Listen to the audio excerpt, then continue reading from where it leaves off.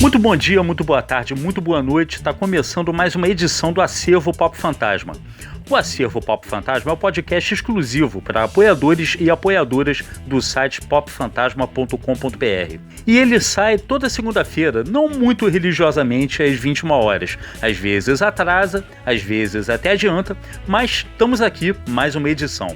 Eu sou Ricardo Scott e nesse podcast eu faço de tudo um pouco. Eu edito, eu escrevo o roteiro, eu produzo, eu narro, eu só não faço as artes do podcast, que você vê nas redes sociais, que são feitas pela minha amadíssima Aline Haluz. E também não faço a trilha sonora do podcast, que é feita pelo meu grande amigo Leandro Souto Maior. Em primeiro lugar, eu queria agradecer muito a todo mundo que vem apoiando o Pop Fantasma. E se você está chegando por aqui agora, o Acervo Pop Fantasma é o podcast no qual eu falo do meu acervo. Meus CDs, LPs, cassetes, livros, compactos, revistas velhas, sei lá, camisetas, por que não? Qualquer coisa que seja muito legal e renda muito assunto. Vamos lá então? Começou? Vem comigo! Pop Fantasma. Quando você escreve sobre música, uma parte do seu tempo acaba sendo dedicada a responder dúvidas dos leitores. Sempre vai aparecer algum leitor sugerindo alguma coisa, ou perguntando alguma coisa, ou querendo saber, em alguns casos, por que é que você falou mal do disco tal, ou bem do disco tal. Isso se você for um jornalista que faz resenhas de discos, o que felizmente não é meu caso, porque fazer resenha é um negócio que atrai uma baita de uma bad vibe. Aliás, falando mais apropriadamente de resenhas de discos, há casos em que jornalistas recebem telefonemas de empresários de artistas querendo saber: aí, vem cá, por que é que você deu 3 estrelas pro disco do meu artista em vez de 4? Vou pedir tua cabeça ao teu chefe, hein? E isso quando eles avisam que vão pedir, porque na maioria das vezes eles nem avisam. Vão lá e ligam para algum chefe seu e você tem que fazer alguma matéria com o artista em questão para compensar as 3 estrelas que você deu pro disco dele. Acontece mais do que você imagina e muitos esporros voam dentro de redações por causa dessas questões aí. Pois é, tá pensando que vida de jornalista cultural é fácil? Nada, são muitas emoções e, só para esclarecer, o artista em questão que eu falei aí, o das 3 estrelas em vez de 4, não é o Roberto Carlos, não. Eu falei que são muitas emoções, não foi para fazer uma brincadeira com emoções do Roberto Carlos, não. É porque são muitas emoções mesmo, pode acreditar em mim porque eu tô falando a verdade. Bom, um dia, quando eu ainda nem havia colaborado com nenhum jornal ou revista, eu tinha um blog, que era o Discoteca Básica, que era inspirado naquela seção de discos clássicos da Bis. E eu sempre recebia dúvidas de leitores sobre os discos dos quais eu falava, ou sobre discos de modo geral. Isso lá para 2002, 2003. Um leitor do qual esqueci o nome, ele me procurava sempre com umas dúvidas que honestamente eu não sabia direito como responder.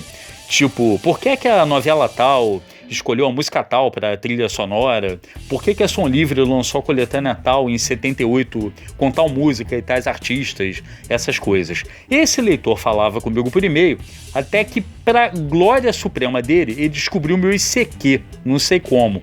Sim, era uma época em que a gente conversava pelo ICQ e todo dia tinha dúvidas novas.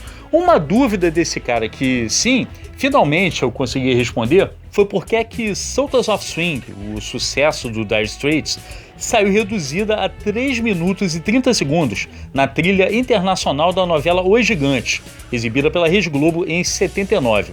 Bom, eu disse pro tal cara que geralmente a Som Livre, quando lançava trilhas de novelas ou até coletâneas, ela enchia os discos de músicas e não queria nem saber, saía cortando tudo, reduzindo as músicas, tirando solinhos e etc. No caso de Sultans of Swing, se você amava aquele solinho do fim da música e que, junto com um finalzinho de letra, tomava quase 2 minutos da faixa, isso tudo foi cortado para caber no LP da novela. Aí, só comprando o mesmo disco do Dire Straits, se você queria ouvir o vocalista e guitarrista do grupo, Mark Knopfler, fazendo aqueles solinhos que fizeram a alegria do Chimbinha, guitarrista da banda Calypso. Mas, sei lá, eu acho que hoje eu vou falar um pouquinho sobre Os Gigantes e sobre a trilha internacional da novela. Até porque eu me amarro em falar em novela. Então vamos lá? Pop Fantasma. Bom, quando Os Gigantes foi ao ar, eu tinha 5 anos de idade. As poucas lembranças que eu tenho da novela são os discos da trilha sonora e a abertura, que pra mim, quando criança, era uma coisa meio tensa. Aquela música do Sérgio Mendes, que era meio melancólica, a Dina Sfati parecendo meio desesperada com alguma coisa, aquela pomba, ou aquele pombo, sei lá, iniciando o voo, aquelas fotos do Tarcísio Meira e do Francisco Cuoco, que pareciam mais coisa de aberturas de telejornal, inclusive, e aqueles créditos do elenco meio que voando na abertura e coisa e tal. Enfim, eu me lembro que minha mãe comprava a revista Amiga, que vinha com todas as informações da novela, aliás, das novelas, né? E eu acho que tinha aquela coisa da Paloma, a personagem da Dina Sfati, a personagem principal da novela, aliás, eu acho que tinha essa coisa nas revistas, né? Que ela tinha as questões pessoais dela e tudo, os problemas e tudo mais. E isso tudo chegava até mim por causa da revista. Eu não me lembro de ter um cagaço infantil associado a essa novela ou nada parecido. Eu acho que eu ficava mais com medo da abertura de Coração Alado, que me parecia bem mais medonha.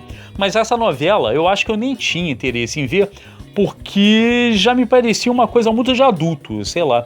Eu não sei direito como eu pensava com 5 anos, não. Ou não sei se não me deixavam ver, não tenho ideia.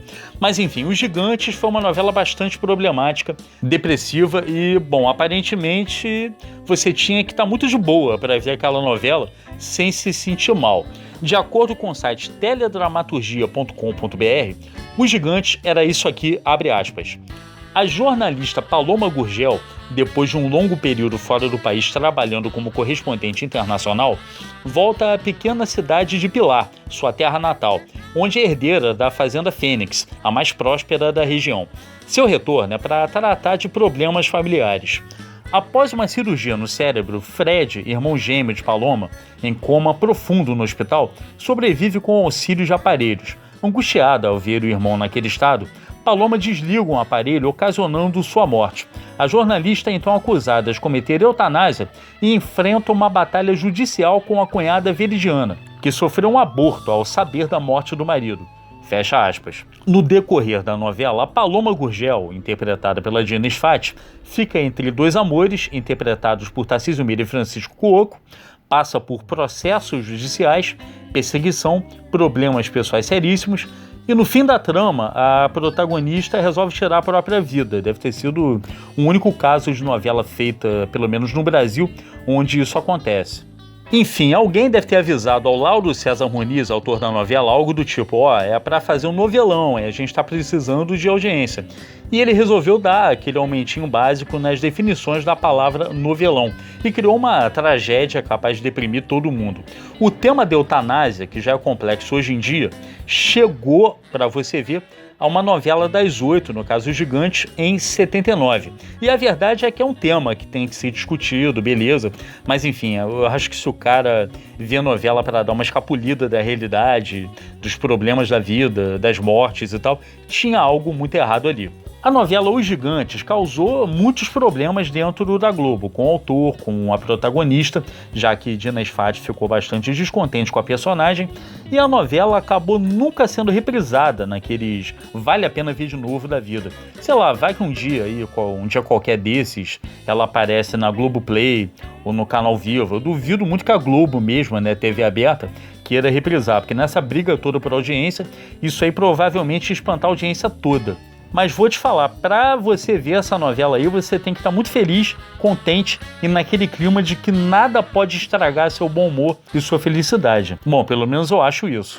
Pop Fantasma. Se você ficou curioso ou curiosa com a trilha de Os Gigantes, ela alterna momentos de quietude, de dor de cotovelo, de pura depressão e de festa, já que tem a música do Dire Straits misturada com todo o romantismo de I'll Never Love This Way Again, com Dionne Warwick, e também de She Believes in Me, com Kenny Rogers, e de I Just Fall in Love Again, com Anne Murray, que é uma cantora de country music canadense. Aliás, a trilha era pródiga nessas baladinhas country. Eu acho que devia ser uma mania da época, enfim. Agora, por outro lado, tinha também a elegância lounge do trompetista Herb Alpert com Rise, tinha o Chic com Good Times, tinha muita coisa legal também. Eu acho que levando em conta a novela, o que tinha na novela, o aspecto do, sei lá, do leve essa emoção para casa na hora de fazer propaganda do disco, ele se perdeu um pouco, porque não foi uma novela lá muito agradável, não deve ter sido, imagino, porque eu não vi, uma novela lá muito agradável de assistir, né? Mas esses discos de novela vendiam pra cacete e provavelmente os discos dos gigantes, mesmo com a novela não sendo considerada exatamente um sucesso, devem ter vendido bem. Pop Fantasma. Bom, essa edição do Acervo Pop Fantasma tá ficando por aqui. Segunda-feira que vem tem mais. Aliás, na sexta-feira que vem tem mais Pop Fantasma Documento, nosso podcast oficial. Sempre com um tema legal a respeito de música, cultura pop e assuntos afins. Eu sou o Ricardo Scott, sou eu que faço o texto, a narração e a edição desse podcast. E muito obrigado a você que apoia a gente. Eu mantenho o trabalho do Pop Fantasma sempre diário, porque para quem mantém um site independente, aliás, qualquer projeto independente, esse apoio dos leitores pelo crowdfunding é fundamental para que o trabalho continue existindo, continue bem alicerçado e continue sendo principalmente prioridade. Lembrando que a trilha sonora é do meu amigo Leandro Souto Maior e as artes do podcast, que você vê nas redes sociais do Pop Fantasma, são da minha amadíssima Aline Haluz. Eu vou ficando por aqui, muito obrigado pela companhia, fui!